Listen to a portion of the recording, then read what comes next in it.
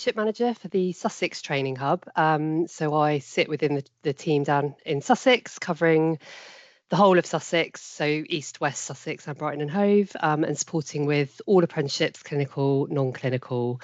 And I've got a couple of people here from that area to do some slots or, have some questions and answers, which is great. So yeah, that's me. Thank you. Fantastic. Thank you, Rose. And there's lots of really great apprenticeship activity happening in the Sussex area. So keen to learn from what you guys are doing today. So over to Dottie. Hi everyone, I'm Dottie Spenner and I'm the apprenticeship lead for Surrey Training Hub. So I cover Surrey area. Lovely seeing you all today.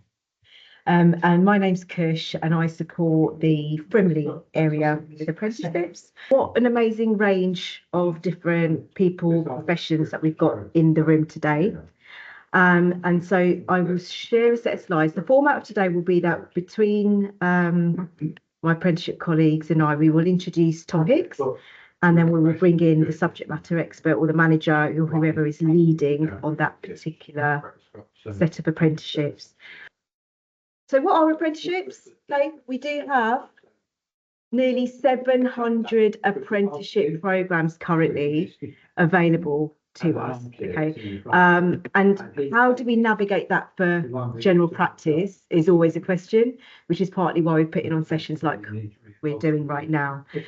Apprenticeships range from level 2 to level 7. There is a question mark over level 7 programs at the moment, so you may have heard of this in that they will be defunded. We don't know at the moment whether they all will be defunded, but a substantial number will be.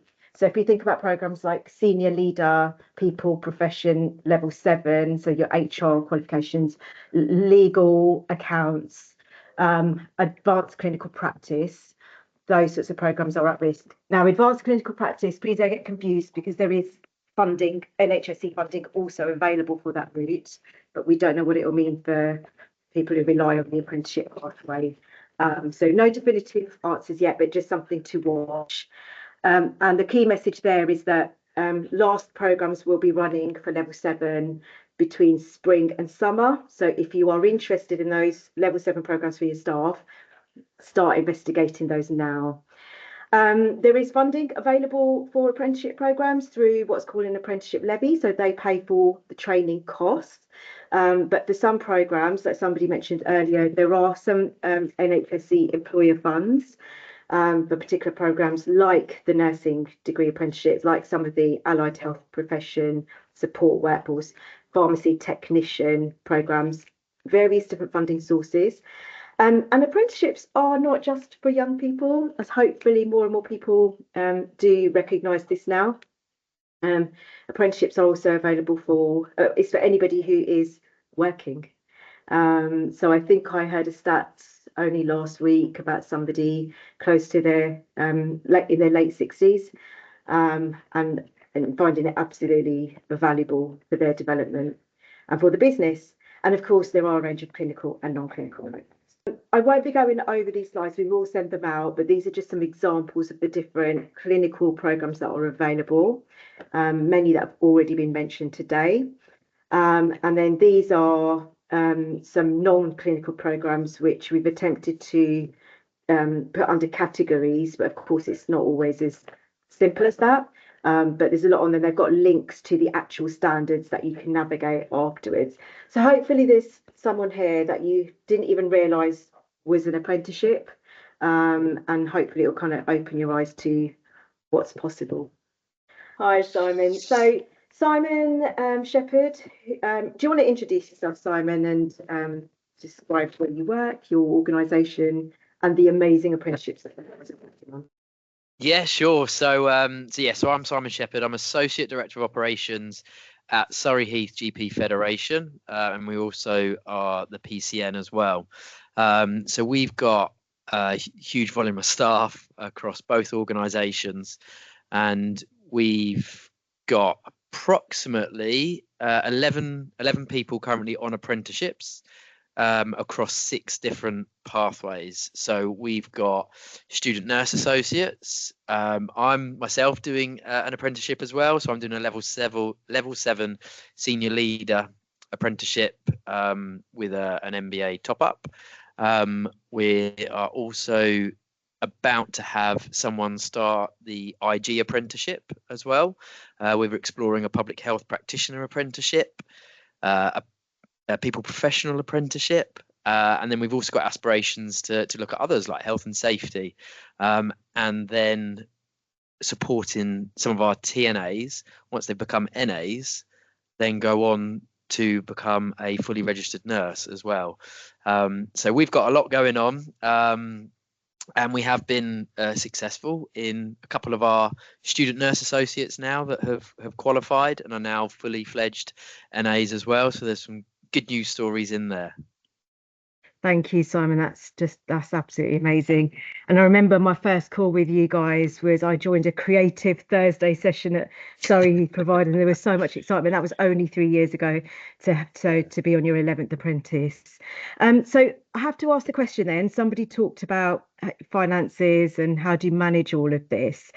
So 2 questions. I think the first one is around, there is this 20% off the job training requirement.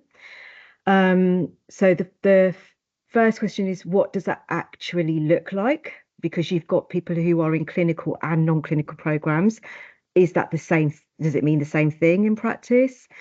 And then the second question then is, if you've got reduced capacity in terms of your ability to deliver your functions and services, how do you financially justify that? Sure. Okay. So the first one is about obviously the allocated time. So that 20% is really, really important for each of the individuals that's on their apprenticeship. So if we take like the student nurse associates to begin with, so their programs will be slightly different. I know some of you have got student nurse associates going through an apprenticeship already. So they will have a couple of days each week dedicated to uni. So they'll be out of the practice for 2 days a week where they can focus purely on their learning. But then also they have the rest of their time back at the practice. That might be 2 days, might be 3 days, depending on the number of hours they work. But within that time, they'll also be giving a little bit of protected learning time as well, just to consolidate some of their learning. And it is a big impact when you think about if you've got someone full time and they're out for 2 days every week on their learning journey. It is an investment in that individual, but then the long-term gain is amazing because you've got nurse associates coming out that can really add value to the practice. So they can then go on to do their GP fundamentals, which then means they can support with things like baby IMS or smears, which I know, particularly for our area, they add so much value. So it is offsetting it. It is difficult at the beginning when they are out, but if you're clear, this is the plan.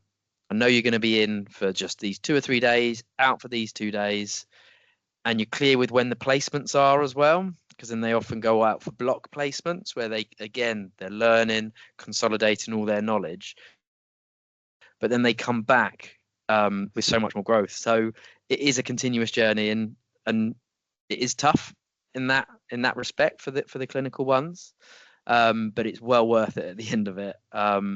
And for one of our NAs that's now looking to do the fully fledged like nurse program, that is going to add a huge amount of value to the practice, because obviously, in general practice, nurses are hard to come by, and our practices are always out to recruitment for nurses. So if you're growing your own, you're showing that you're fully invested in that individual. They're going to stay.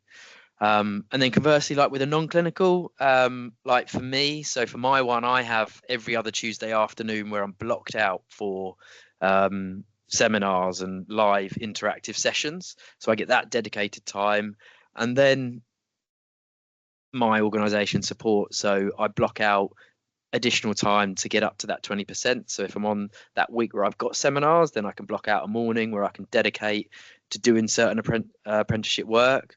Or it's that, well, this is new learning for you, getting that exposure to, it might be an element of finance or strategic vision planning, something like that.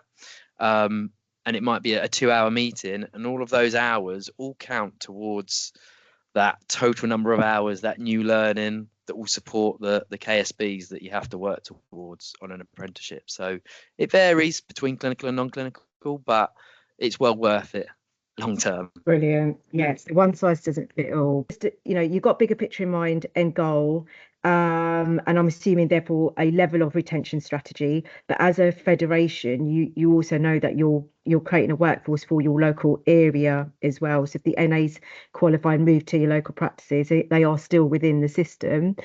But the other really good point you made there was about off-the-job training isn't always a whole day out with a training provider learning staff. Actually, it's those naturally learning occurrences on the job, and if you're banking those hours, then that's really, really helpful to the whole piece. Question from Claire. Hi there, thanks Kush for mentioning a retention strategy, because I think that's my biggest concern, is that we really do want to invest in our people, and we've got some great players, some key stakeholders already within our team, particularly in our non-clinical element. But how can you guarantee, do you actually put training clauses in their contract? Is that part of your retention strategy? Can we do that if somebody's on an apprenticeship, or are they allowed freedom to move after going through the apprenticeship programme? Rose or Dottie, do you want to take that one? I'll give Simon an opportunity to kind of give the perspective from the federation point of view. But in terms of the apprenticeship funding rules and regulations, no, you shouldn't be putting in clauses to keep that apprentice after they have finished. That's kind of the official line on that. So that would be something that we would advise against doing. It's tricky, understand that, yeah. Probably be the case, yeah. And that's probably because usually with other training that we provide, you know, outside of the apprenticeship programme, we would put in a clause, you know, to be able to protect that investment, if you like. But I did actually think that was the case with apprenticeships. I wish we had all the time today to go into all the devil of the details. And so if anybody wants to explore some of these, please do contact one of us in your local area, because these are important questions to think through. In Frimley, I've been lucky enough to get the data that I need from the practices, and our non-clinical retention rate, as in once they're qualified, a year after, is 80% retention, and with clinical programs it's even higher. At one point we were hitting 90%, but it's sort of in between that 80-90. So it's fantastic, because that was the challenge I had when I was first talking about apprenticeships. They will train and leave. Actually, a lot of them don't want to. Just for interest of moving on through our wonderful speakers, I am going to move on to the next speaker. But also, Rose, we were going to talk about nursing, weren't we? So Simon's mentioned they use the nursing pathway. Simon, do you use R's funding for your nursing associates, or is it a bit of a mixture of how you fund their roles? Yeah, it is a little bit of a mixture. Obviously, initially they start off as like senior healthcare assistants, then we've got to get them on the programme, but then we can get them into R's roles eventually. So yeah. Fantastic. Okay, so Rose, over to you for nursing. Lovely, thank you, Kush. So yeah, obviously touched on nursing a bit in Simon's sort of talk there. So there's a huge amount of detail in each of these kind of programmes, so I'm not going to go. No, there are slides on each one, and there's a lot of information on each slide. So obviously these will be shared afterwards. But this is just quite a nice slide that I lifted from NHS England, obviously ignoring the pay band element of which obviously doesn't directly apply to primary care. But it just shows the really clear progression route, and we are really seeing this in action now. Down in Sussex, I actually ran a top-up session, so just with our student nursing associates mainly, who are looking to potentially top up to the registered nurse, so the full nurse in the future. And we had 17 people on the call yesterday, which I think sort of demonstrates where we've got to on this journey. And a lot of those individuals started off doing their level 3, Some of them started off in a reception role, some of them started off in a phlebotomist role. So it's really nice to see kind of people getting to the end of that and going all the way through to that registered nurse state. So if we go to the next slide, I was just going to talk briefly just about those three main levels at the beginning there, so level 3. So this is the first stage really. So this is looking at your healthcare workers, so your HCAs that you might already have in post. Having a look at, we get lots of inquiries around this for typically, well, quite often new members of staff into the organisation, possibly looking to recruit into these roles. More often than not, somebody that's been working in a role for some time, perhaps as an HCA or sometimes as a receptionist or phlebotomist. As I said, that's quite common as well. So it's really looking, there is also a level 2, which is a one that I haven't done a slide on, but it's something that we can explore. And I think it's just taking each individual's circumstances, case by case. That's what we tend to do anyway, and work out what fits best in terms of what they're doing in their job role. So the level 3, as I said, is quite a lot of detail on this slide, but it just gives you a bit of an overview of what the role is, the approximate duration, so around 2 years. It's got a link there to the apprenticeship standard where you'll be able to see all the knowledge, skills and behaviours that are covered under that particular apprenticeship. The academic qualification that person will be coming out with, which is typically a level 3 diploma, along with maths and English at level 2.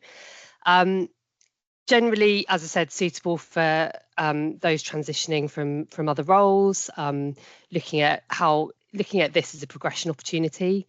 There's the 6 hours a week that we've already talked about there, which is the 20% off the job learning element of it, which is kind of that protected time. And there are hundreds of training providers out there, which is also quite tricky for practices to navigate where they go. So this is one of those programs. Because it's a level 3, there are multiple providers out there, and that's where we can obviously support with that in terms of signposting to those that are the providers that we would kind of advise to work with. So we can support with signposting on that as well. But really, this is the qualification that enables somebody, the candidate would also do their care certificate alongside if they haven't already done that as part of their induction in the practice. And this is typically the requirement that is then needed to move on to the student nursing associate. So generally speaking, the universities will be looking for a level 3 healthcare qualification as their entry criteria, alongside maths and English. Sometimes there's a bit of flex on that if you've got someone who's very experienced, but generally speaking, this is kind of that first qualification that will then enable someone to move on into nursing. So if we move on to the next slide, which is the student nursing associate, formerly the trainee nursing associate. So you might have heard TNA. It's now SNA, just to confuse things. Things change. So this is a level 5 qualification. That is obviously that bridging role between a healthcare assistant and a registered nurse. So it's an NMC registered profession. So at the end of this programme, you're going to have a registered nursing associate at the end of it. Typically includes a foundation degree in healthcare. So it's level 5, so university level study. Listening to Simon, I know things differ, obviously, in different regions and different providers. Different universities have different learning models. Could be 1 day a week attendance at university, could be 2 days a week, depending on the HEI sort of delivering. But typically, it will involve kind of face-to-face attendance at university. Again, there's that minimum 6 hours a week, but as Simon discussed, as we were talking about, there is also the additional NMC requirements around protected learning time that need to be met. So there's quite a few things that need to be in place in terms of support for that student nursing associate, which are in addition to some of those things we talked about for the level 3. Because it is NMC regulated, there are requirements around the practice being an approved educational partner. That learner will need to have a practice assessor and practice supervisor or supervisors in place. So there's a few things that need to be to be lined up before that learner can start. So that's just a broad overview of the Student Nursing Associate. As Kush alluded to at the beginning, there is a little bit of extra funding there at the moment from NHS England. It's around about 4,030 per year, a bit more if your nursing associate is spending a certain amount of time working with people with learning disabilities, but that we hope will be ongoing. So then the next level, which is the Registered Nurse Degree Apprenticeship, which is a 3-year programme. So this is a 3-year apprenticeship. However, it drops down to around 18 months, 2 years if you've got a registered nursing associate who is kind of coming onto this. So basically what happens is there's an exercise of recognised prior learning. So the university will undertake that RPL exercise where they'll look at what they've already achieved as part of their foundation degree, and generally speaking that knocks off 1 year from the 3-year programme. So this incorporates a BSc in nursing. There's 3 different pathways. There's children, adult, and then mental health, but we typically see obviously the adult pathway being followed. Again, university attendance, and that does vary in terms of the structure of that learning. What I would say, obviously there is a requirement with this programme that those practice learning hours are supernumerary. So a little bit different from the nursing associate. I know down in Sussex with our main university here, the programme is very time heavy. So in terms of losing that member of staff out of practice, it's quite a commitment in a way that the nursing associate is less so. So, but different providers, different universities have different models. So I think it's just really important as employers, if you're looking at the Registered Nurse Degree Apprenticeship, either as the full 3-year programme or as the top up, that you really understand what that programme looks like and how much you're going to lose that individual from out of your practice, because it can be quite significant for some of the delivery models that are out there at the moment. In terms of funding for this one, we don't know, which is not very helpful, but there has been funding available. So there's been some additional NHS England funding that's about 8,600 per year. And that's been available for the last couple of years. Will it be available for 25, 26? No one knows at the moment. So we're just kind of keeping our eyes open and waiting to hear any sort of news on those finances. Hoping that it is in place, because obviously it's for our small practices, particularly if there's the provision locally does require you to lose that individual for 3-4 days of the week sometimes for some parts of the year. Obviously having that additional backfill funding is really important. So we will keep you posted on that, obviously as soon as we hear any news on any funding. But that's just a bit of a whistle stop overview of nursing. There's obviously lots more detail in there as well, but yeah, just any questions then do let us know. That's it, Kush. Thank you very much. Are there any immediate questions regards nursing that anybody wants to ask? And of course, I should say that both the NA role is within ours, and when your NA is studying the RNDA, you can still continue to fund them through our salary as well. Okay, what I'm going to do then is move on to pharmacy, because we have a few questions of pharmacy, don't we? So just to introduce pharmacy first of all, the pharmacy technician level 3 apprenticeship is a 2-year programme, and it will enable your pharmacy technician, once they're qualified, to meet the GPC standards and join the pharmacy technician register. The curriculum includes chemistry, biology, various elements of that. But some of those we put in bold because it's important for you to recognise the type of experience that your employee will need, and in particular things like dispensing, medical recons, reconciliations, accuracy checking, and so on. So there is a lot to understand and know about the pharmacy technician programme, because there are placement needs. They're not heavy, like if we compare them to the nursing programs, for example, but you definitely do need some regular placement opportunities, especially when you're thinking about the dispensing element of the program. So the wonderful Becky, who's on the call today, along with some of us, we delivered an information webinar. It's only 30 minutes, but there is a pack included with that. So I really do recommend that you watch that back.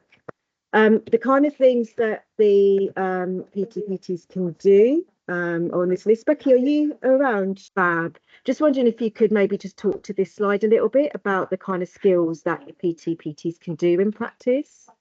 Yeah, so there's lots that they can do. Obviously, in the first kind of few months, a year that they're on programme, a lot of it is under supervision. But as that 2-year progresses and they start working kind of more autonomously with less supervision, there's more that they can obviously take on. There's some core skills that they need to complete as part of their 2-year programme, but that's just really a small building block for lots of the exciting things they then can go on and do as pharmacy technicians. So, you know, there's lots of patient interactions, data, counselling, running clinics, referrals. You know, the list is kind of endless, and there's so much happening for pharmacy technicians, especially last year with a change in the legislation that they can now supply and administer under PGDs. We're still awaiting a consultation on supervision. So there's lots that kind of they can do and will be able to do in the future. So it's an exciting time for pharmacy technicians. Brilliant. Thank you, Becky. I think it's fantastic for primary care that we've got this provision. And in terms of funding, currently for general practice, there is a category within the R's, which is called the direct patient care category, where NHS England's advice is that we could use that bit of funding for a PT apprentice. So I think the process is that you need to agree that with your local ICB. But that's the only kind of that's a fantastic source of funding, because that will fund the salary, and then you get the training fees covered through the apprenticeship levy itself. So this slide talks about entry requirements, so please have a look at that. I think one to point out is the supervision requirements. Generally, the person would need a minimum of 14 hours per week supervision from either a registered pharmacy technician or a pharmacist, but we can help you navigate that conversation, because I know not everybody has that immediately available. So it's about looking at, you know, what's the art of the possible. And again, there are there's probably 5 main providers. There are others, but these 5 have gone through a quality assurance process with a procurement framework that we have in NHS England called Salisbury. And those are the providers that we recommend, but they work in slightly different ways. So like with any apprenticeship that you're looking at, it is about the training provider's delivery method that you really want to pay close attention to. What would work for you, what would work for the individual and the business. So Claire, I know you've got three PTPTs at the moment who started last year. So yeah, just it'd be interesting to hear your experience today and how things are progressing really with them. That would be fantastic if you don't mind giving us a bit of an overview. Problem. So we're a year in now. We're halfway through their 2-year course, and they've been fantastic. I think I've got 3 wonderful candidates, so that has made my life easier. But I think the big piece of advice I'd give to anyone who's thinking of taking this is that you really need a partnership with a community pharmacy or a hospital to get that. It's the dispensing element and a bit later the accuracy checking element. I think the GPHC standards and then the educational institutions haven't really caught up with how we might use these people in primary care. So it feels like we're still training them perhaps to do a bit of a job that we don't necessarily need them to do. But I guess from the individual's point of view, then that gives them options, doesn't it, once they've qualified as a technician. So I think it's quite nice to have that experience. The way we're working it currently is we're partnered up with a community pharmacy. And so across the week, each trainee will do 1 day a week in the pharmacy, 2 days a week in the surgeries, and then 1 day a week study. And then we have this sort of 5th day of the week where they do part tutorial, part community pharmacy on a very complicated rotational system. But as I say, at first it felt a little bit chaotic because it felt like they weren't really sort of, poor things were across, you know, all these different sites. But as time's gone on, we found that that's really worked well. And in terms of what they're doing, I must admit, even though I'd thought about it really hard at first, I was like, oh my goodness, what work am I going to give these people? But now actually they've been with us for a year and I dread them going on annual leave, because all of a sudden I'm like, oh my, we've got to do how are we going to get all this done? And you really miss them for that time they're not there. So they are definitely worth their weight in gold. And so far from our end, really positive. Brilliant. Great minds both. Amit, do you want to come in with your question? That's really helpful information for me. Thank you. I guess this is whoever can answer the question. I'm not sure who to direct it to. I'm trying to put a business case towards for our partners to try and get one of our care coordinators upskilled to being a technician over a 2-year course. I understand from what has been said that there's funding to fund employment through the direct patient care funding, and then separately the apprentice levy to fund the training aspect of the 2-year course. And then Claire has just alluded to partnering up with a local community pharmacy or hospital pharmacy. One of the questions that partners has posed is, if we're then sending someone to a community pharmacy, we're paying essentially for their time there. Is that correct? Or should they have a separate contract or work contract with that community pharmacy? I'm not sure. So I think from our point of view, how we worked it is essentially they do go to the community pharmacy for free. So the community pharmacy is getting a good deal out of it, but sort of in return for their supervision. So we're not paying the community pharmacist for any of their supervision or anything like that. And we did have a memorandum of understanding before we started. The other thing I don't know if this might work for you, Amit, is it's part of something bigger that we've got with this particular pharmacy, where we're taking on foundation pharmacists as well that we're sharing. So it was kind of part of a bigger picture. I don't know if that might be possible for you. But so yes, it does feel like the community pharmacy is getting a very good deal. But then equally, our kind of thinking is that if we were the main employer, we're more likely to retain them once they're finished. Yes. So for us, it was a bit of a longer term picture. And I think certainly so far is looking like they will all stay with us rather than the community pharmacy. So it's tricky though. It is tricky. And are your trainees working full time? Because ours are part time. And so I'm just trying to work out how that could work out. They are all working full time. Becky, are we right in saying that the minimum would be 30 hours per week for this programme? Yes, that's what I was just about to say. I mean, so for your trainee to complete within the 2-year programme, they have to be working a minimum of 30 hours. If they're working less than that, then the apprenticeship is going to take them longer, and it'll be prorated depending on what their part-time hours would be. Okay. So they can do it. It just means that they'll take longer to do it, which means, you know, you're then waiting longer for that skilled member of staff. But yeah, just bringing that up on picking up on Claire's comments around that partnership. Yeah, absolutely. And that's a lot of the way that it often happens, is that there is that mutual understanding and that sharing of training. And like Claire said, it's not just about the PTPT that you're sharing, it's about that wider healthcare teams that you're sharing across the network. And I'm sure Paula can support, and I'm sure you've been in contact with her already, but there's a lot of multi-sector working that's happening in Sussex, a lot of sharing. So it could be that, yes, that community pharmacy does take your trainee for X amount of days per week or on a block, but actually could you then take one of their trainees on so that you're not disadvantaged by losing a member of staff for the days that they're gone to them?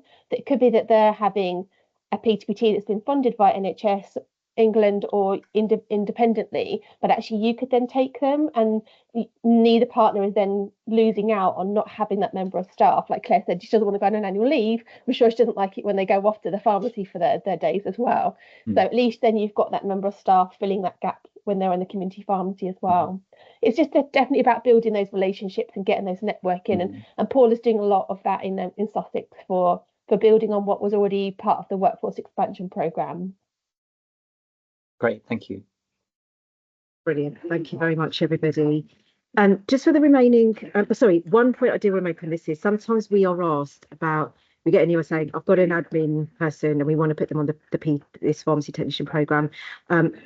Not to anyone in this room, but anybody else watching this call back, it's important to say that because this course programme is intensive, but all apprenticeship programmes, you need to be working in the occupation that you are studying for. So that's not necessarily widely known. So it's important to just say that as well, especially for this programme. Okay, right, Miranda, let's go with you then for digital. So let me just introduce the digital apprenticeships, of which, again, this is another programme where there are many digital types of programmes. And what we've done is filtered out the ones that we think are probably the most relevant for general practice. So data technician is the one that Miranda is on and we'll speak to in a moment. But there is also a data analyst level 4 where you are getting more into those Power BI, more into the analytics. So it's a step on from the level 3 programme. And then there is, the digital technician programme. Miranda, I can't remember which one you're on, so you'll have to correct me in a moment. I'm on this one. This one. Again, a fantastic programme, and there are 2 pathways within this as well. So the digital applications technician, which is more relevant for practices, it's about looking at your internal users and how you maximise and fully utilise the different platforms that you are using. But there is also the digital service technician. So probably more if you're a larger organisation where you're looking at your patient community. I'm sure some of you say, actually, no, we're a bit of both. So this is about navigating what is going to be achievable within the individual's role. So I'm going to hand over to you, Miranda, to talk about actually how it works for you. So maybe we start with just sort of maybe explain about you, your practice, why you started with this particular apprenticeship.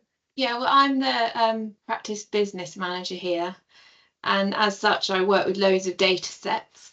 And so I thought it would be really useful when Kush first told me about this. I have all the data and I'm not quite sure what to do with it or how to interpret it to try and improve patient care for our population or for the wider community.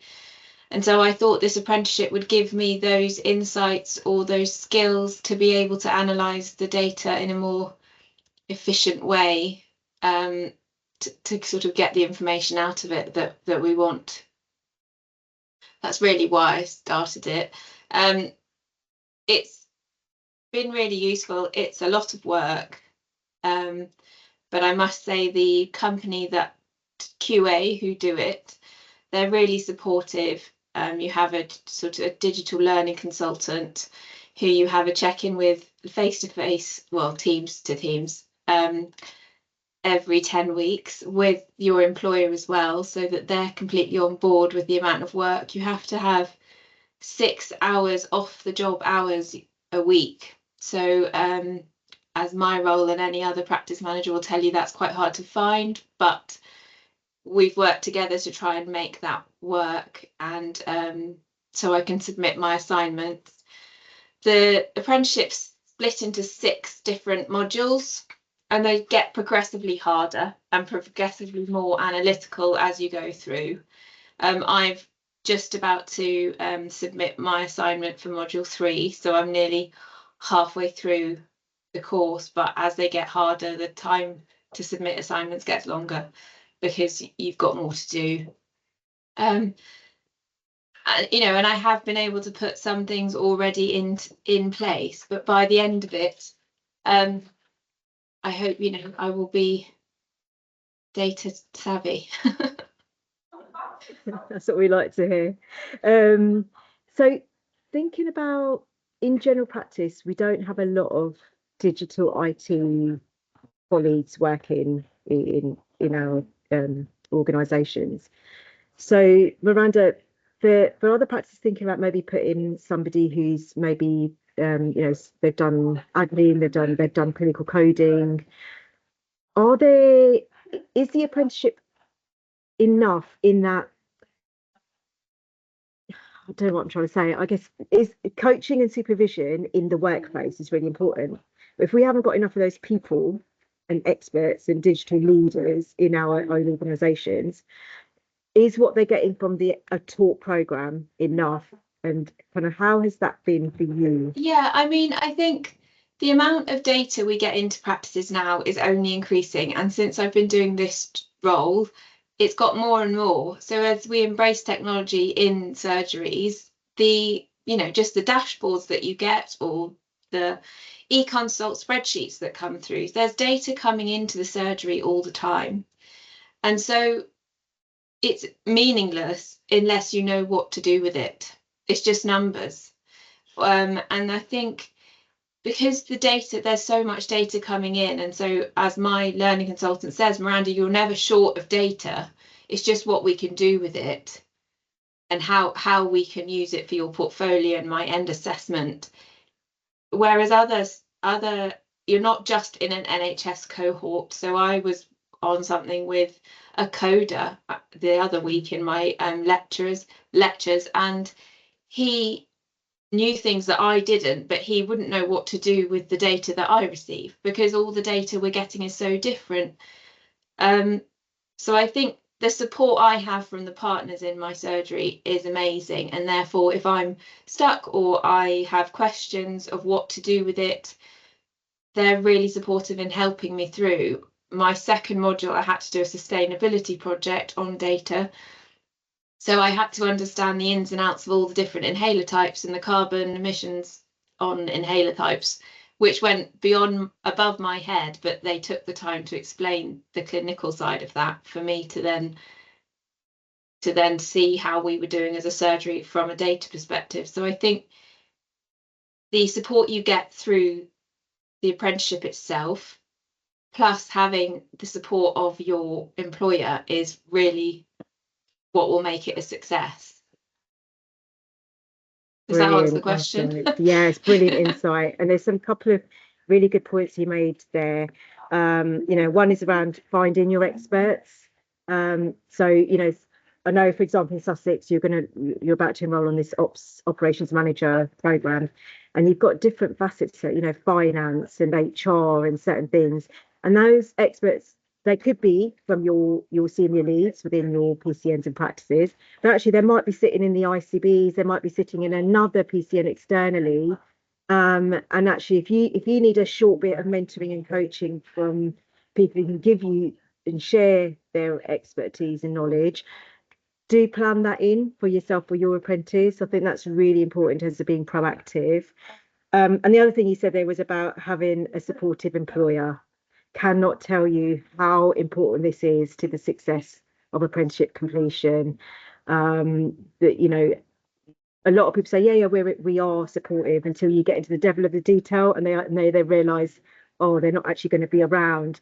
My HCA is doing a nursing associate program. Oh, they can't do their HCA duties as much as they used to. So when you live in it, that's exactly it. Yeah. I don't think anyone until I started realised the implications of off the job hours, and actually they're hours I have to work on this. I can't have my emails open at the same time.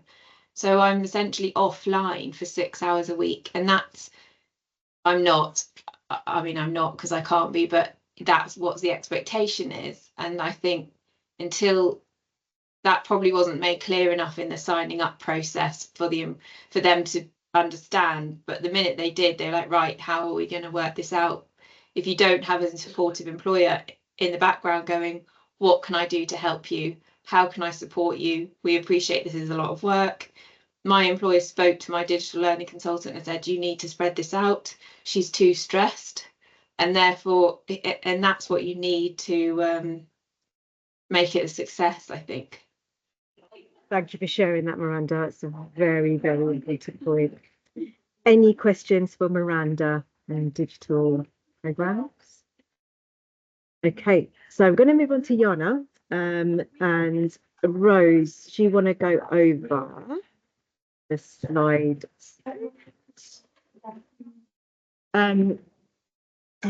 Just to say, Rosa is studying the Occupational Therapy Apprenticeship, which is brilliant. But before we just go into that, just to say, Simon, when he was talking earlier, they're about to enrol somebody onto the Dietitian Apprenticeship programme.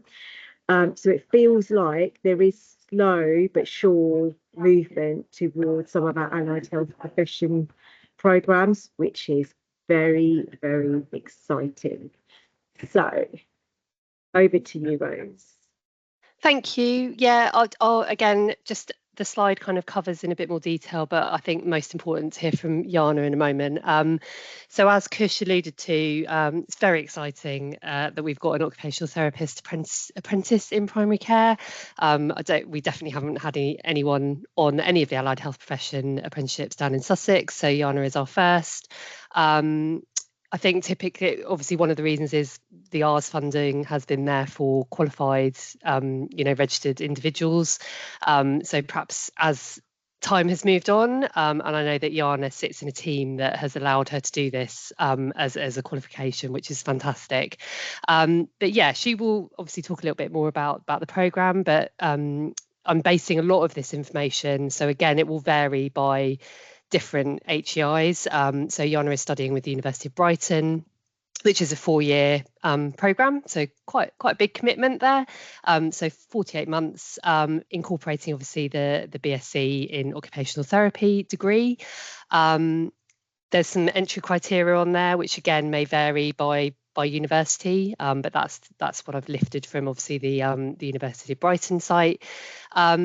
And obviously the most important thing is that the role will enable the individual to achieve all the competencies and all the knowledge, skills and behaviours, which is the key part of this.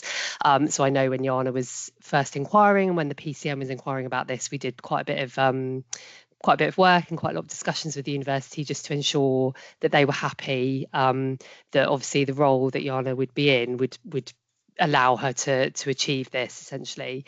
Obviously the models, as I said, do vary. With the University of Brighton, it's a 2-day-a-week model, attendance at university, and then there are obviously the professional registration placement hour requirements as well, which again will be offered differently by different university partners.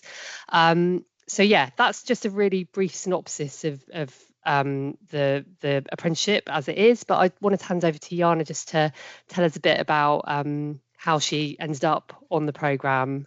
You're only a few months in, obviously started September 24, so quite early days, but hopefully you can give us a bit of an insight into, and I know you've just done a fabulous case study for us for National Apprenticeship Week, so that's also available with some great quotes in there, also from her manager. But yeah, if you can just tell us a bit about how you ended up on doing this, Jana, and a bit about yourself.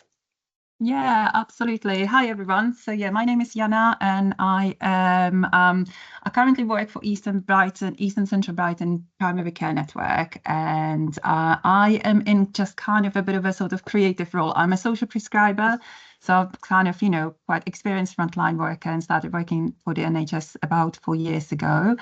As a social prescriber, and in order to sort of satisfy the sort of course criteria, I'm also a OT trainee. So luckily in our primary care network team, we do have frailty team with occupational therapists and nurses and physios, so that has been possible. And my management and my team have been sort of really supportive and kind of allowed that for that. So how I ended up on the course. So I have basically wanted to become an occupational therapist for some time. And we have had a occupational student therapist on a placement with us, or sort of visiting us in a primary, in our PCN team. And so, as soon as I heard about it, I just started picking her brains and just was kind of, did not leave her alone until I found out all of the details. And then since then, I've just, became really quite sort of ambitious and motivated and quite relentless with my management, and just really quite determined to get on an occupational therapy apprenticeship. And yes, I've achieved, and I've started in September.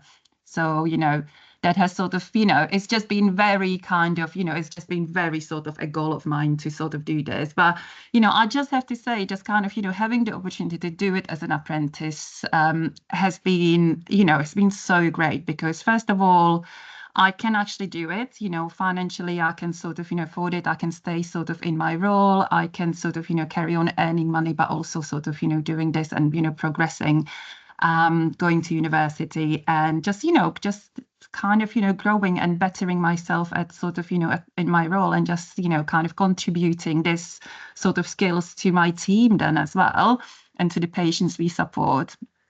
Also, on the other hand, because I was so determined to become an occupational therapist, I would actually then decide to go and do the master course, in which then I would have to stop working, and then the NHS or the PCN would essentially lose an employee. So in that sense, I think I'm just sort of I just think the apprenticeship is just such a great sort of way, or how to kind of invest in your employees and sort of grow your own sort of staff work in your own teams. So am I right in saying, Jana, as well, you had to do was it maths or English as well before you started? Have to do both. Yeah, I have to do both maths and English. So as you can probably hear, I'm not from the UK originally, so I did sort of my secondary school studies, or A levels, in the Czech Republic, where I'm from, and I haven't done any sort of maths exams since I was sort of 14, 15. So I had to do my functional skills level 2, and from maths and English, which has been a bit of a nuisance to say, but had to be done, so it was done. Brilliant. Yeah, and I think, as I said, I'll try and find the link in a moment to the case study that we've just released, because I know there's some quotes in there from your PCN OT manager as well about the benefits that you're bringing to the PCN and the team in your new role. So yeah, just I'll try and share that as well. But yeah, that's brilliant. I don't know if anyone else has got any other questions for Jana on that. I know we're a bit tight on time, so.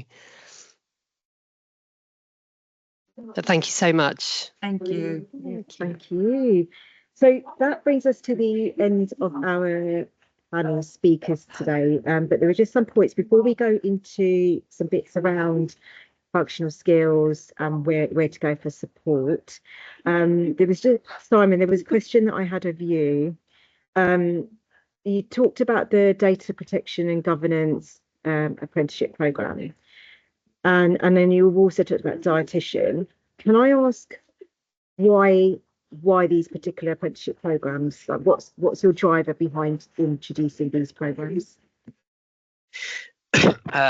Combination of building resilience to our team and supporting staff with career aspirations. So the dietetic practitioner, so currently working as a assistant practitioner, and is wanting to make a career progression, and so we were happy to support in that. She's got the ambition, and so we wanted to do that. With the IG, it's more about creating resilience in the team. So we've got an IG lead at the minute, but has plans to retire. Very, very experienced individual, worked in practice as a practice manager for 24 years, is a director with us, but wants to retire. So it's about who's going to take over that role long term. And so we thought, let's put out an IG apprenticeship, and we had a fair few interested, actually. So went through a recruitment process with an interview and everything to get this all sorted. So so they are due to start, all being well, in April. So looking forward to that. Brilliant. As I'm talking, if anybody has got questions, please do put your hand up or just pop it in the chat.